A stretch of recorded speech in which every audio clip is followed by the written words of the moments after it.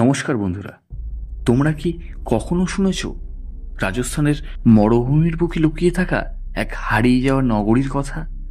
এক শহর যা একসময় ছিল জ্ঞানের, ঐশ্বর্যের আর পূজার কেন্দ্রবিন্দু, কিন্তু আজ তা শুধু বালি আর নিস্তব্ধতার মধ্যে হারিয়ে গেছে।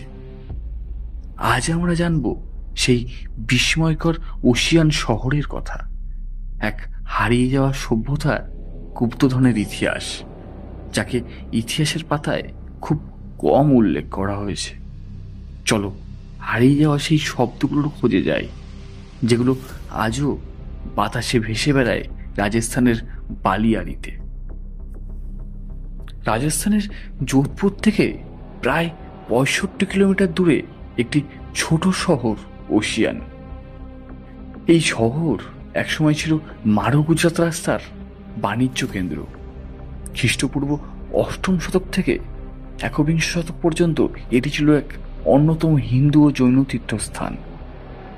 এখানে ছিল প্রায় 100টিরও বেশি মন্দির, যার মধ্যে বিশাল সূর্য মন্দির, মহাবীর মন্দির এবং সচী মাতার বিখ্যাত মন্দির অন্যতম।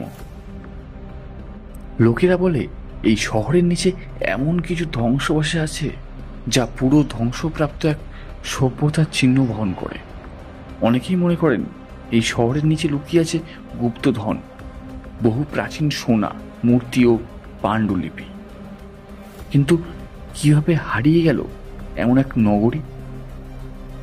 কথিত আছে একসময় এখানকার রাজা দুর্নীতি ও বিলাসিতায় মত্ত হয়ে পড়েছিলেন। তাদের রাজকোষ ছিল প্রচুর ধনসম্পদে পূর্ণ, যা বহু শতাব্দী ধরে জমে উঠেছিল। মহাভারতের মতোই এখানেও শুরু হয় রাজনৈতিক ষড়যন্ত্র। আরব আক্রমণকারীদের এক অংশ এসে এই শহরে আক্রমণ করে, বহু মন্দির ধ্বংস হয়, বহু মানুষ প্রাণ হারায়।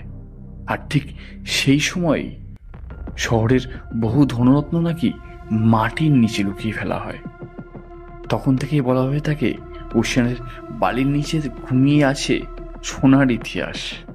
লোককথা বলে কিছু সাধু সন্ন্যাসী এখনো ওশিয়ানের ধ্বংসাবশেষের চারপাশে ঘোরেন।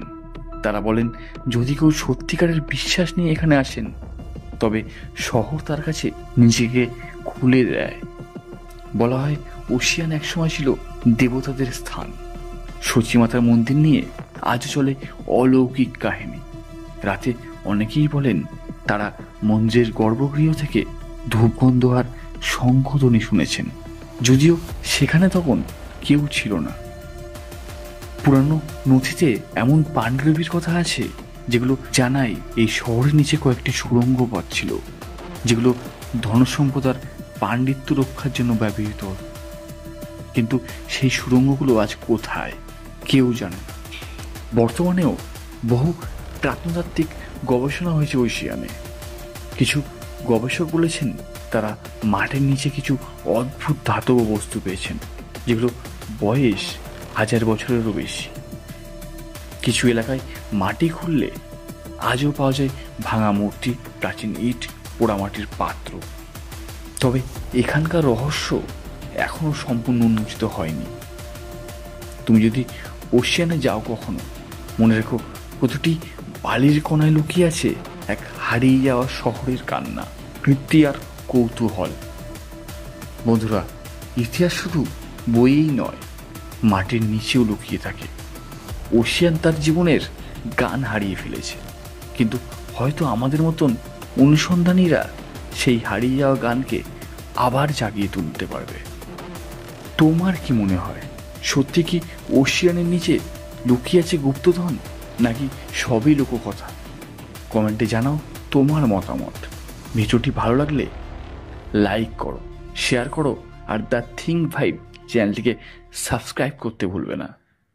আগামী পর্বে আসছি আরও এক বিস্ময়কর ইতিহাসের গল্প নিয়ে। ধন্যবাদ।